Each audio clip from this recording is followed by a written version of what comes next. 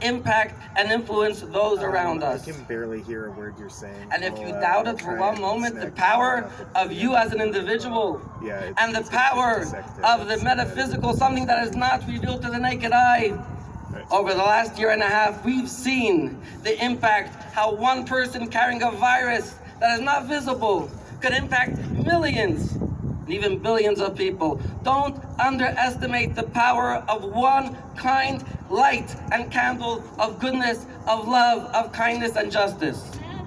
So may we merit for each and every one of us lighting a candle, a light of unconditional, indiscriminate love, lighting a candle of mitzvah and Torah in our own homes, in our own lives, then collectively our city, our country, and the whole world will be filled with the light of love and harmony and peace for all the peoples of the world. And may we see that time very soon. Amen. Thank you very much.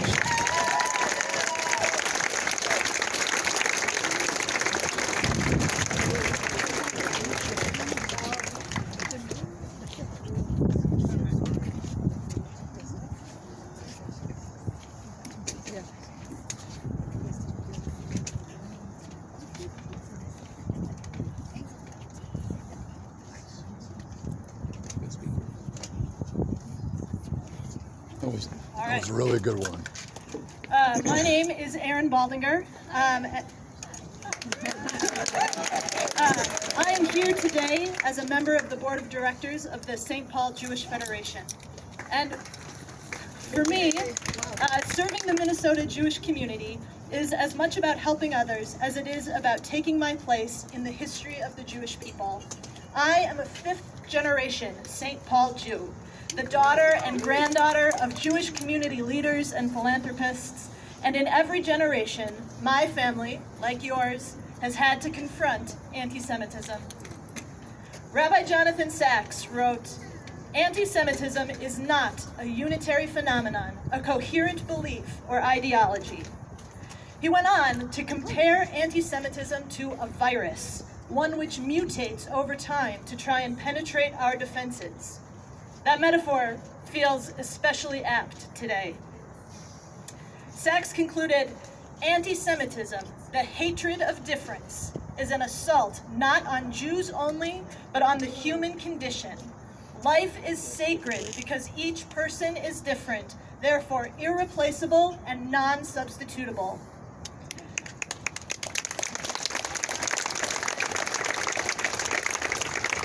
I see Federation as a place that seeks to embrace difference and, in doing so, serve as a direct line of defense to the virus of anti-Semitism. To borrow language from the current COVID pandemic, Federation provides the infrastructure to get our community vaccinated against this virus of anti-Semitism, the space to safely be together where we can celebrate everything that makes us Jewish. We have all gathered here today to push our community closer to herd immunity. At St. Paul Jewish Federation, we believe that no Jew should ever feel alone. We ensure the lasting presence of an inclusive and vibrant Jewish community in St. Paul, and I am grateful to count all of you as part of my community. Thank you.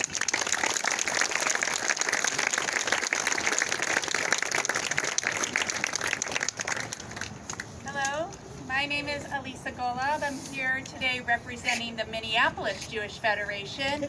Passports are being stamped right in the corner.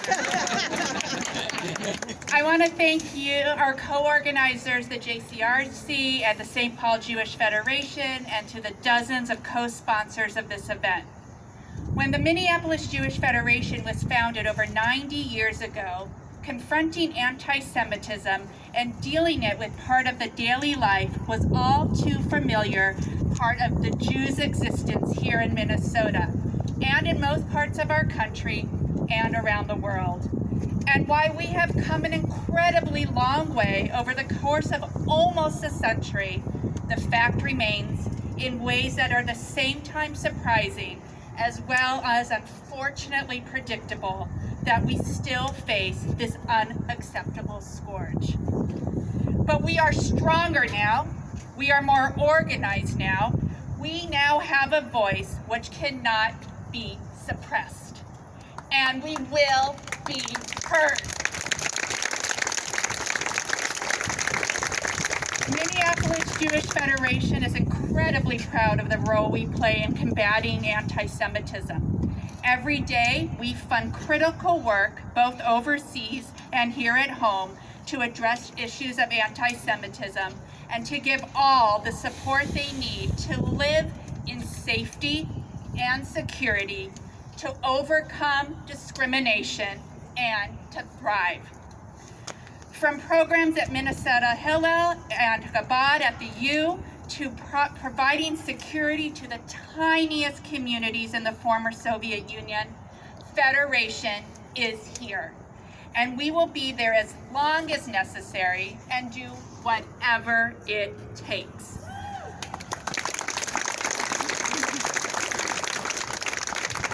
I have been a Jewish community professional my entire adult life. And I see how high the stakes are now. I assure you that my colleagues and I are as determined as ever to succeed. And if every Jewish professional and every volunteer does their part, succeed is exactly what we will do. Thank you to all of you who care so deeply about the safety and the future of our Jewish community.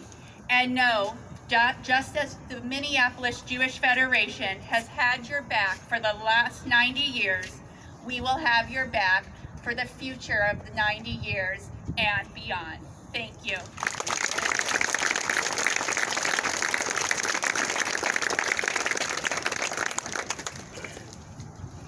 Shalom. Rabbi Max Davis, Congregation at Darchei Noam. I know we've been here for a while. Help me out here. I'm going to condense. I see our age demographic. First and foremost, respect to the seniors who bring the wisdom, who have been out here in the hot sun. Respect to each of you. But I'd like to know, who are our teens? Who's a teenager? Raise your hand. Let's hear it. Let's hear it. Wow. Anyone here younger than a teen? Who are the youth younger than the teens? I see some. I'd like a round of applause for the families, for the youth who came out for this experience.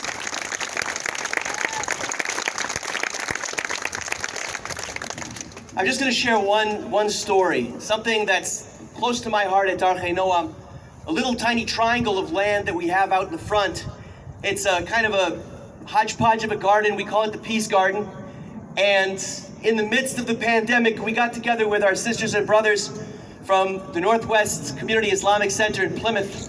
And the idea was that we're going to have a little garden at the Muslim Community Center. We're going to have a little garden at Darchei Noam, an Orthodox community, Muslims, Jews. We can do this.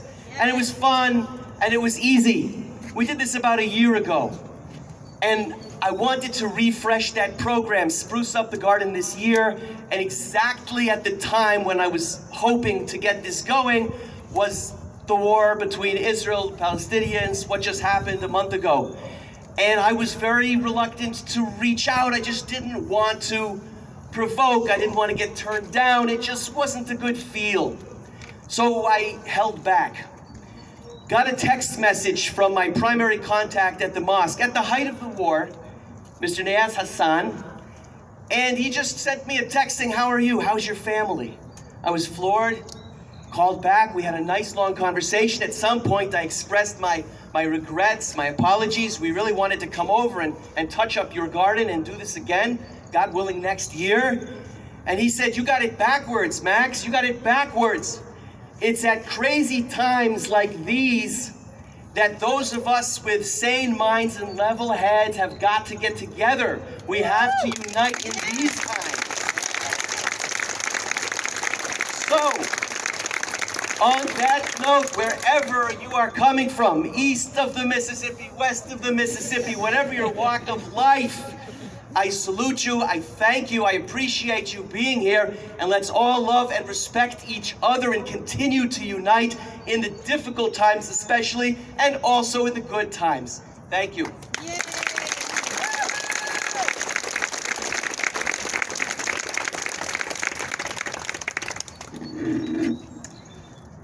name is JC Grace, and I'm a vice president on the board of the JCRC, as well as on the board of the Minneapolis Jewish Federation. And why you're all gonna like me is that I think I'm the last speaker. As a Jew, anti-Semitism, safety, and security are never far from my thoughts. Never have been, probably never will be. In a conversation during the year 2015, though, I remember taking the position that being a Jew in America at that moment was the safest, most accepting, and most opportunity-filled time and place in all of history to be Jewish. I hope to always feel that way. We all know that anti-Semitic incidents have been steadily rising, and that hardly lends to feelings of safety. We also often feel that this has been a lonely time for Jews, as we are frequently the only ones speaking up about anti-Jewish bigotry. I have 3 children who have largely been sheltered from facing anti-Semitism head-on, but it may be only a matter of time. Of course I worry. Will a kid at school call my daughter a dirty Jew and say it's time for another Holocaust? Or exclude her from spaces advocating on other progressive issues? How will my child react? I often tell my kids that we can't control what others say or do, only how we respond. Am I as a parent, and are we as a community preparing ourselves and our young people how to think critically and respond to the messages that come at them, whether comments from classmates, tweets, snaps, or some other communication tool that doesn't even exist yet? We have our work cut out for us on this. Yet I have hope. Collectively, we have learned a lot over the past several years. We know that the newer anti-Semitism from the left is just as dangerous as which comes from the right, and vice versa. Our Jewish community is organized. Just look around. We partner, we build and maintain relationships. We plan, we collaborate, we mobilize, we pivot, we are nimble, and we do not rest. We are here for good. Thank you to all of the organizational partners and to all of you who are here today and working every other day. Please keep showing up and speaking up, and may we all go from strength to strength.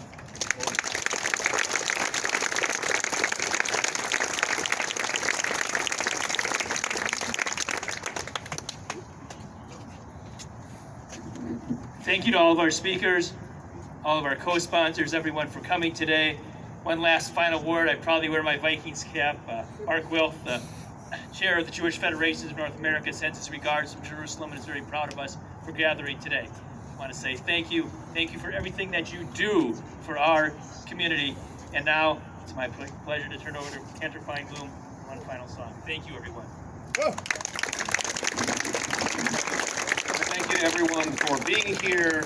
And as we started by building a sanctuary together, I think it is extremely clear that love and caring about each other is what will take us further. In Psalm 89, verse 3, there are these 3 words, Olam Chesed Yibaneh. We shall build this world with kindness and righteousness and with love. Olam Chesed Yibaneh.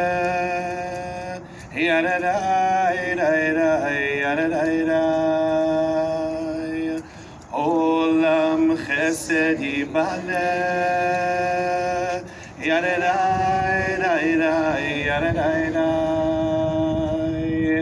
Olam Chesed Yibaneh.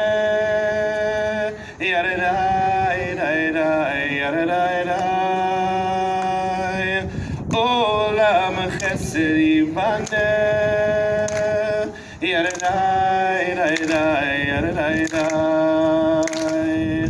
I will build this world from love.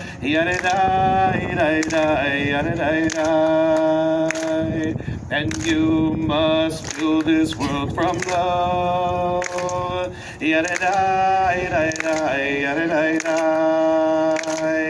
And if we build this world with love,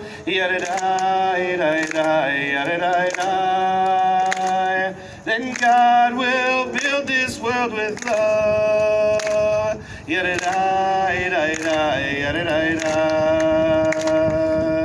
Olam chesed yibane. Yaredai, yaredai, yaredai. Olam chesed yibane. Yaredai, yaredai, yaredai. Olam chesed yibane. Yaredai, yaredai, yaredai. Olam chesed yibane. Yaredai, yaredai, yaredai. Thank you all for being here tonight.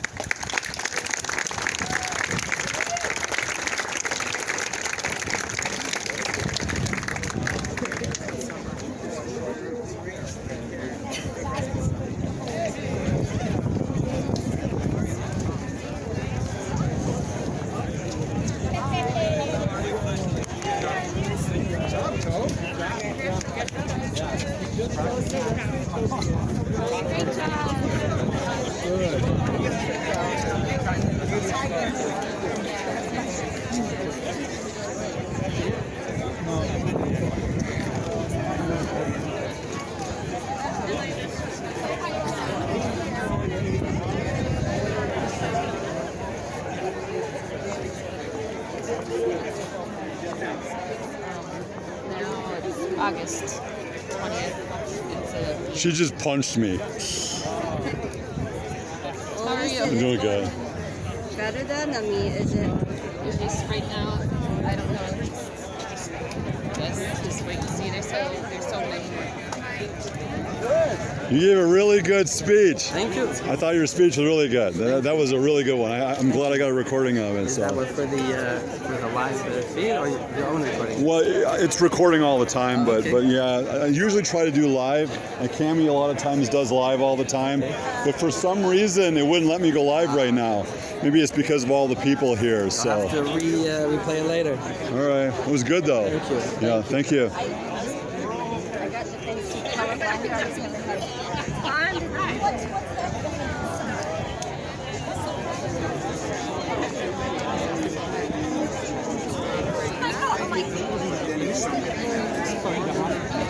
No matter which direction you go in.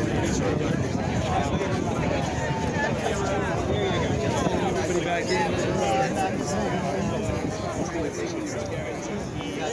I'll let you know I've got something in the works for first part of September, first part of October. Big free event area. You're going to hit it up? I guess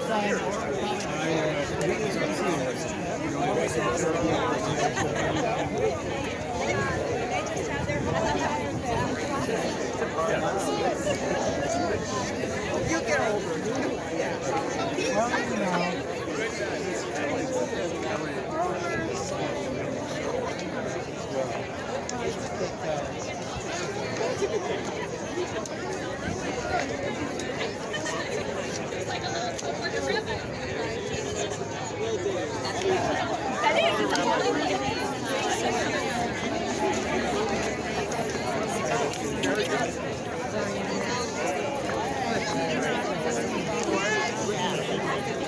She did.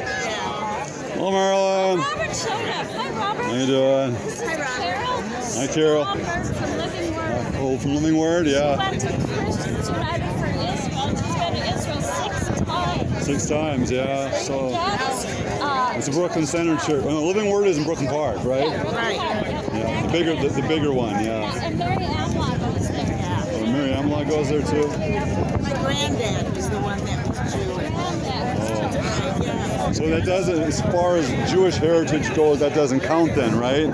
It's tracked on your mother's side. That's right. But that is so cool. My granddad never had anything but one daughter. Oh. So the tribe went with her. Right. Oh, so it counts? And my parents had nothing but girls. So we all got the tribe. Okay? My son, Levite. She's a priest. You're a priest.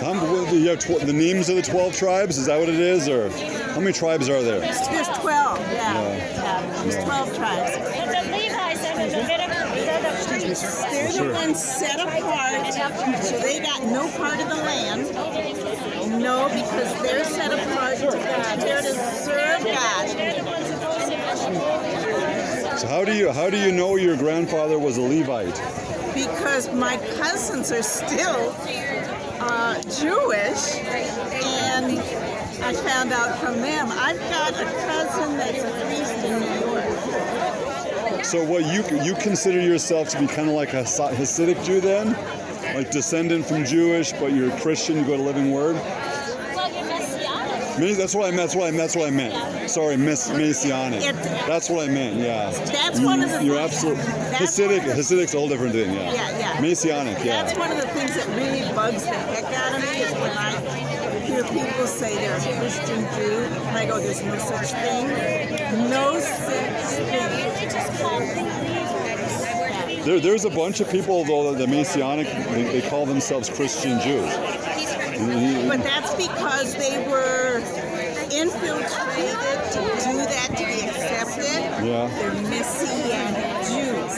The only difference between them and all other Jews is they believe the Messiah has come. Oh, yeah. And he'll come back again. That's it. My son married a girl that is a Jewish girl. She's a proselyte, so she has no Hebrew blood in her. So we gave my grandchildren the Hebrew blood, and I let them know what tribe they are because my son got the tribe for me, and his son will get the tribe for me. Oh, okay. God is so good.